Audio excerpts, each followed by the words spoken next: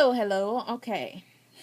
So, I'm going to be reading from Genesis 16 because I want to share a story about Hagar and Ishmael and how it relates to me this week. At my church, sorry, I'm always sitting by a window getting distracted. But at my church this week, the women's group had Bible Brunch. So the topic of discussion was basically based on a woman of the Bible called Hagar. And I read through the chapter before the brunch, so that way I can, get a sense for what we're going to be talking about and be able to contribute. So I'm going to read through it real quick, so that way you guys will know the story. Now Sarai, Abraham's wife, had borne him no children, but she had an Egyptian maidservant named Hagar. So she said to Abram, "The Lord has kept me from having children. Go sleep with my maidservant. Perhaps I can build a family through her." Abram agreed to what Sarai said. So after Abram had been living in Canaan 10 years, Sarai his wife took her Egyptian maidservant Hagar and gave her to her husband to be his wife. He slept with her, Hagar, and she conceived.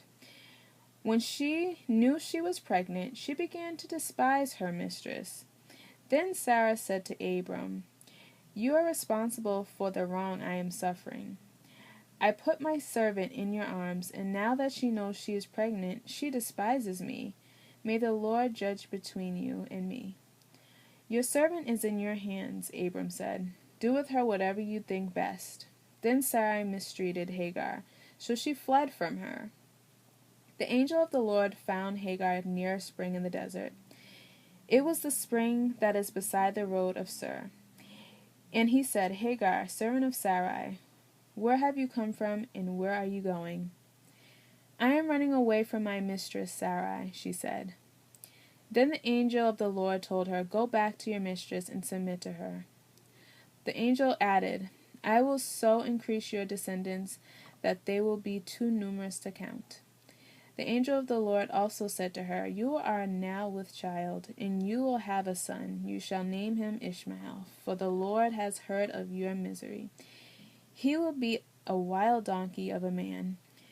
His hand will be against everyone, and everyone's hand against him, and he will live in hostility towards all his brothers." She gave this name to the Lord who spoke to her. "You are the God who sees me," for she said, "I now have seen the one who sees me. That is why the well was called Bir Leah Ro. It is still there between Kadesh and Bered." Some of those names be crazy, guys.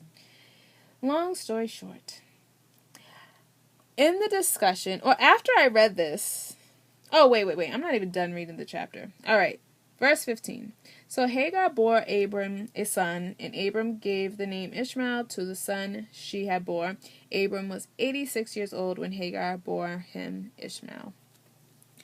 All right, so reading this, I was like, okay, that's it.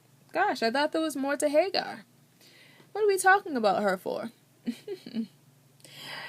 And then I thought to myself, I guess a lot did happen here, but I didn't really get the full depth of what was going on until I went to the brunch.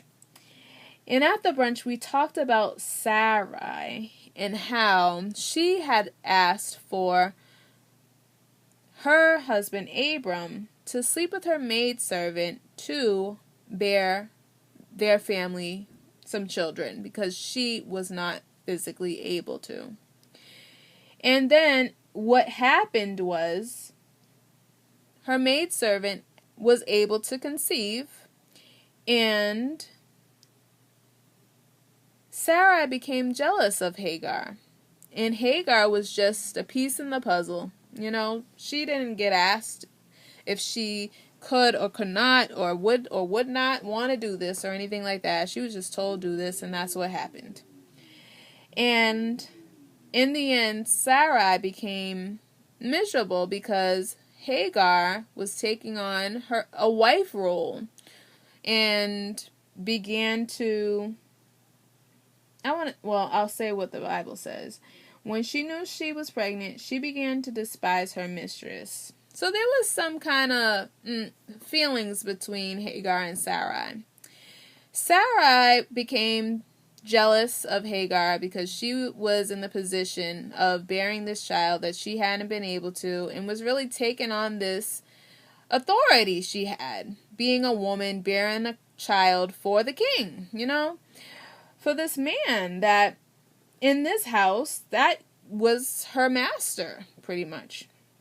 And she was a slave servant. So now she's kind of in a role that gives her some authority, or she was going to claim some, and put Sarai in a position where she felt that she was being mistreated, which she was. And because Sarai felt a certain way, she began to mistreat Hagar because of the situation. And in turn, Hagar ran to escape her problem.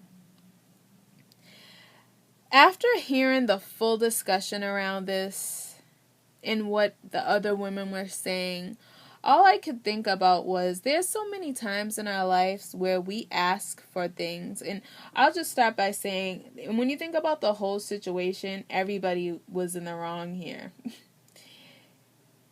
If you read the chapters before and after, the full story really laid on this promise that was given to Abram and how he was going to be a father of nations. And the promise was given to Abram. And in this story, he's just kind of a piece in the puzzle. And Sarai is the one who made the judgment call to say, I have a solution to this promise God gave you, or a solution to my not being able to bear children. I'm going to give you my maidservant. You're going to sleep with her, and then she's going to give you children and we'll live happily ever after. It's what she wanted, right? It's what she asked for.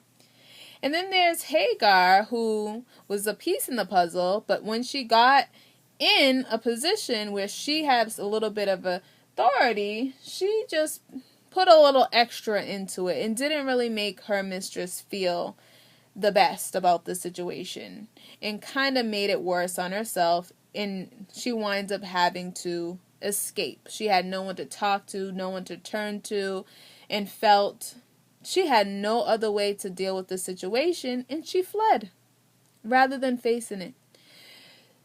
I thought about everybody's position in the story, and it really made me see myself kind of in the story. Because mind you, I had the conversation announced to my family on Thursday that I was having a girl.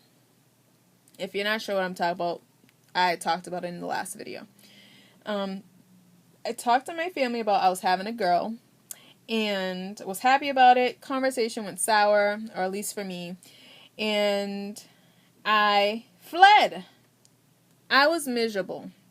Or I should say, I was miserable that day, Thursday.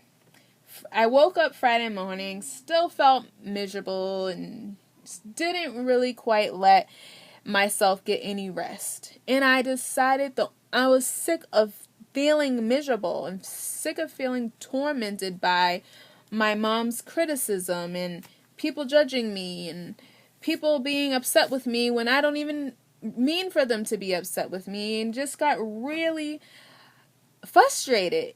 And what I did was I escaped. I ran away. So I could be alone and just spend time with God, because I just didn't know what to do. I had no one to turn to. No one I seemed to talk to seemed to understand what in the world I'm dealing with. So I just left. I was just upset with everybody. So I left. And then at the end of my rampage, or I don't know what to call it, my excursion, my escapade I went on, God told me, go back. And that was the kicker of this Bible Brunch discussion, this whole message around go back. And I saw myself as Sarai, and I saw myself as Hagar. I saw myself as Sarai. Now, Bible Brunch came on Saturday. I told my family the news on Thursday. I was miserable for the rest of that day. Then I woke up Friday, miserable. That's the day I ran away. And then winds up coming back home because God slapped some sense into me. And I got my joy back and decided I was going to move forward. And I took back what the devil stole from me. I was happy for the rest of the day, and I spent some good time with my daughter and family. And then on Saturday morning was Bible Brunch, where I learned about, guess who? Sarai and Hagar. And the whole time, can you believe the topic of discussion led to mom and daughter relationships? Thank you, God. So the whole time I'm sitting there, I'm just like, wow, God, really? You're really going to have all these women talking about their relationships with their mom? I'm not even sure how mom-daughter relationships came up from this, but that's what everybody was talking about. And of course, the whole time I'm sitting there like, I'm not going to share my testimony. I don't want to, now's not the time. I already know what God is telling me to do because I spent like 5 hours just me and him in my car the day before. And when I left my car, I knew what I had to do. I knew I had to pull myself out of that situation and get myself on track. Get back to the task at hand, picking up the broken pieces and restoring this relationship with my mom. So during Bible Brunch, I didn't feel I needed to share my testimony. Not at that time. I wasn't felt led to do that because the way it's set up, people can share their stories, share what they've gone through, and this and that. I didn't feel at that time it was worth sharing my story. But God, there's a certain time and a place for everything, and I know God will give me my time where I will share my testimony and be able to help, strengthen others through the victory, because that's what I'm pursuing, and you guys who are joining me are seeing me through the process. So I thought about Sarai in this. This whole thing with my mom started because I asked for it. I said, God, I love my mom so much. She was sick. I can't even imagine if she were to die not having had a relationship with her or not having fixed our relationship. God, help me to do it. I want a relationship of my own. And then what did he do? He took me down the path I am needing to go down to restore this relationship with my mom. What did I think? I don't know what I was thinking. When you ask for things, you think of flowers and roses. You don't see the pressure you got to go under to be transformed, to become that gold that God wants you to become. Remember the video I did on pressing? You have to press to get to the oil. That's how, you have to press the grape to get the grape juice. You got to press. And I didn't even think about what I was asking for. Just like Sarai, she asked for this. In Genesis 16:3, she says, Abram agreed to what Sarai said. So after Abram had been living in Canaan 10 years, Sarah, his wife, took her Egyptian maidservant Hagar and gave her to her husband to be his wife. That's what she did. She's the one who wanted this. Hagar didn't say, hey, Sarah, I was thinking about, laying with your husband so I can bear you some children. Sarah asked for this. She made Hagar, the maidservant, to lay with her husband to bear her children. She didn't think about the repercussions. She didn't go off of what God had put on her heart to do. And she winded up regretting. I'm sure she regretted what she asked for. And I just thought of myself, man, maybe she didn't regret. I shouldn't say regret. Maybe she did not anticipate what was to come from what she asked for. Yes, that's the better thing to say. Because I find myself in that situation now. And that's what I took from the story, from Sarai's perspective. I asked for this, and God, He made it happen. And sometimes, God won't prevent a situation that He will perfect us through. I am telling you the truth. I asked for this, and he's not backing down, because through this process, I've learned so much about myself, and I know that my heart will be changed, my mom's heart will be changed, and that's what I'm praying for. That's why I have victory, and that's the faith I'm standing on. So that's Sarai's side. Me and her, we asked for things that we didn't anticipate the pain, the hurt we were going to have to face to get through the situation. So then I thought about Hagar. And when the women began to talk about how she ran away and how she was so obedient to be able to go back, because that's the thing, you don't want to go back. Your instinct, your natural instinct is to run and just do whatever you can to avoid a situation. And I thought about, oh my gosh, God, are you serious? I literally just ran away yesterday. And now we're talking about Hagar, who did the same thing. And the women were talking about, you know what, Hagar, she was a maidservant. She probably had no one to turn to. She couldn't go talk to her mistress. She couldn't go talk to Abram. She couldn't go share any of her problems and worries with anyone. And her best way to deal with the situation was to run from it. She didn't know where she was going. And this is what verse 8 says. And he said, Hagar, servant of Sarai, where have you come from and where are you going? And she answered, I'm running away from my mistress. She ran out into the desert. She didn't know where she was going, didn't have a plan, probably would have died out there. And God told her to go back. And I was just like, wow, God. I thought about my life yesterday and how I ran away. I didn't want to deal with all the crap that had been on my shoulders from the day before, overnight, waking up in the morning, still feeling the same way, and I had to leave. So I left. I didn't know where I was going. Jumped in my car and I said, I'm just getting out of here. I got to get out of here because ain't nothing changing in this house. I got to feel better about myself. I got to bring myself back to my senses because I don't want any of this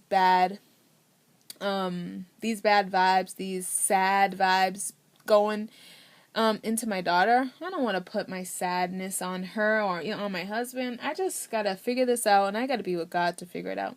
So I ran. And in the midst of my running away, after 5 hours of crying and up and down and reading and studying and praying and praising, God told me to go back. You've been distracted. Get your act together.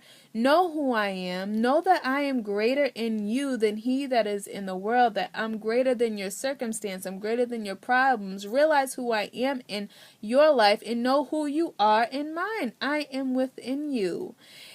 I gave you authority over your problems. I gave you authority over your situations. Remember this, my child. And I just thought, God, I am like a baby. I can't seem to remember anything about who you are and the power you have. It's kind of sad, to be honest, how I can think about the world for everybody else and all that goes on in my life. But this one area is the one area I can't let go and let God.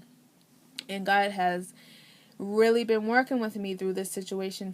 And today I learned, because today's Sunday now, and in church I learned that I got to stop resisting and let God. I got to trust that what I think is going to happen is not what is going to happen because God is with me. I got to remember that. So just like Hagar, God told her to go back and submit. And I'm just sitting there like, wow, are you serious? Can't believe I'm learning about Hagar and Sarai today. And then it was just like the day earlier. I was both of them. I was the one who ran away. I was the one that said, God, I asked for this. What was I thinking? Ran away from my problems and then realized I messed up. I got to go back and fix this. And when I thought about what God told her to do, go back to your mistress and submit to her, that just made me think, I got to submit to my mom. I have to show her love. I have to continue on this walk, doing what God has commanded for me to do. I need to show love. I need to forgive. I need to submit to my mom. So that way she can see my heart in what I'm doing. And that's how I wound up coming back home.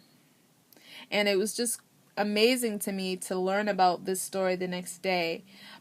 I already know about the story, but to be able to put myself in the story in this way, because I just read the chapter, like I said, the day before, so I could be aware of what the discussion was about, but I didn't put myself in the situation. I didn't even think about, oh gee, Hagar ran away and that's what I did. I didn't think about Sarah asked for this and that's why, she's dealing with this situation. I didn't think about I asked for this and I'm dealing with this situation.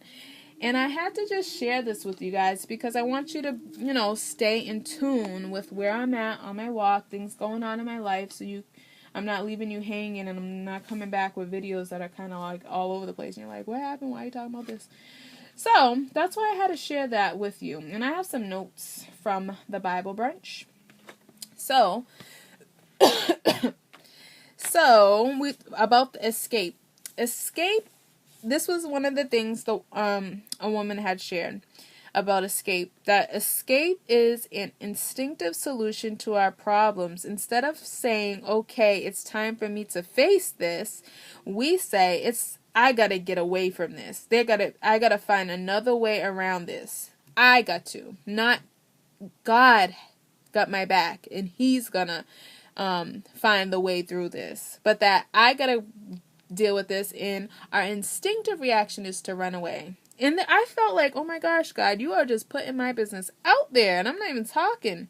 I'm not even sharing my testimony. These people don't even know I'm struggling with this mom-daughter thing. They're all talking about their mom-daughter situations, or the fact that I literally had run away from home the day before, and then, people are talking about what escape is. So I'm sitting there just listening. This is what God will do in your life. So I'm just sitting back listening to everything these ladies are saying.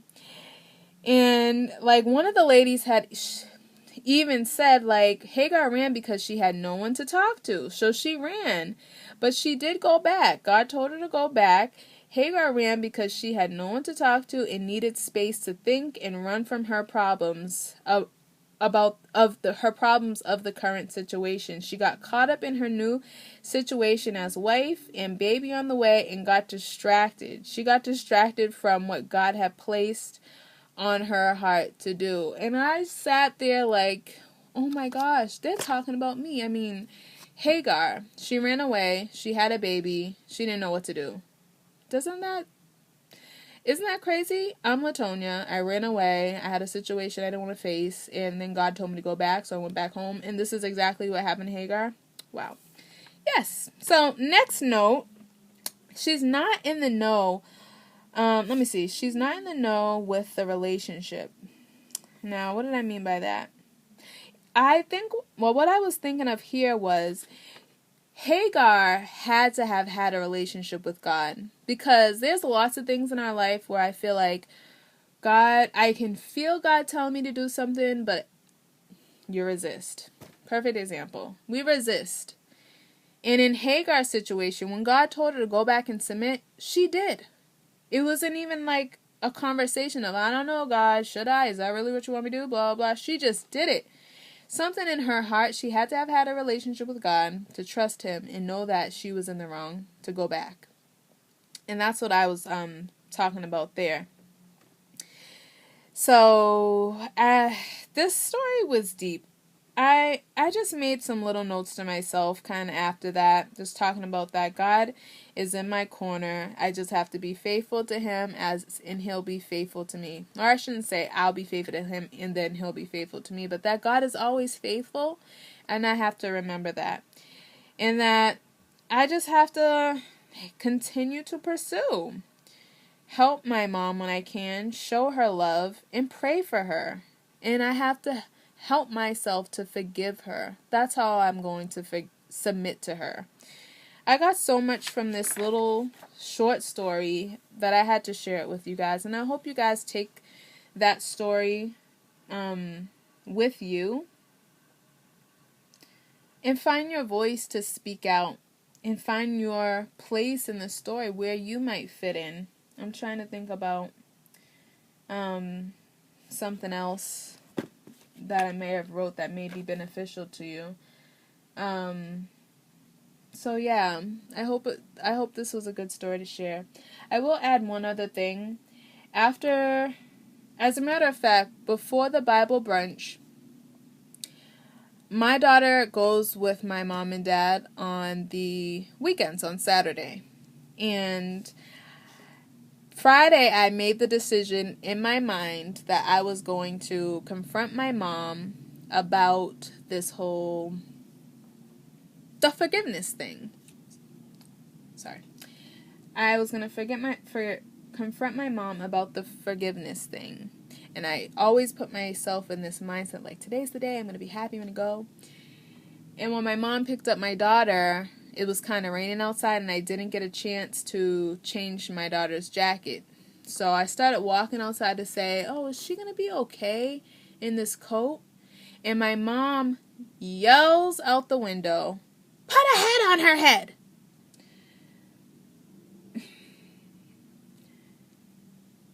Let me tell you guys something. My joy went out the door so fast. And I instantly responded to my mom by saying, okay. I was so instantly aggravated. And it's just like, I go into the fight like, yeah, I'm going to do this. I'm going to be happy. And then, bam, something like that happens. And I'm just like, oh, okay, you didn't even give me a chance. I don't need you to tell me how to, dress my daughter. I'm already on the same page as you. You just give me a chance. Do you ever trust my judgment? So, after the Bible brunch, because this was just before the Bible brunch, and after the Bible brunch discussion, I already knew what I had to do. Submit to my mom. I brought myself back to the place. I know what I have to do. But my question then became, how do I, not question, but my thought then became, I know what I have to do as far as I went back. I have to go back. I'm doing that. And I'm going to pursue this journey with my mom and getting to know her. But because of the anger I felt this morning, this continued, she just presses the right buttons with me. It made me wonder if I needed to spend more time with God helping my heart to change. So that way I'm not so quick to anger with her. Because I don't want when I go to her with this letter, she'll say one thing and I'm instantly aggravated or upset. And then I'm responding not out of love, but I'm responding out of anger or pinned up anger to the point where I don't want to speak because I don't want to say something I don't want to say. So after the brunch, I just was putting notes to myself that said, how do I calm my rage with my mom? My mom used what she had to raise me. My mom did what she could to raise me, and we was talking about, because people were talking about their mom-daughter relationships and how the way they were raised has an effect on the woman that they are today, and how their moms used what they knew to raise them. And I was just thinking about my mom. She has a short temper, and I feel like a lot of us, me and her, we're alike, kind of, in that way. And I just have been in a place where I've just kind of been asking God to help me with that. Been praying on it because I am going to move forward in this process, but when it happens, I want my heart to be a little more subtle. I want to be mindful of my reactions, because every time I go in prepared or thinking I'm prepared to face the fight, I instantly, that anger builds up in me, and I don't want that to overcome me. So I've been praying over our time that we're going to meet, that God will just change the atmosphere, that my mom will be in a receiving position, that I'll have him feel that God is in my heart with me when I have the conversation. And I've been praying that I'll be slow to anger and be able to feel the love that I need to feel to get me through the conversation, feel the strength he's placed in my heart to get through the conversation. So that's my wrap up for today, you guys. I hope you got a lot from what I said, and I will definitely keep you in the loop on my progress. All right, hope all is well, and we'll be in touch soon. Bye.